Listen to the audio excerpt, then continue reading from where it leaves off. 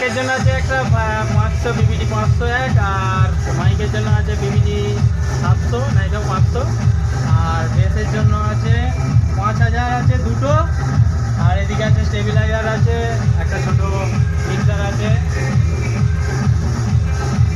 ছোটো hormone heavy বাজছে।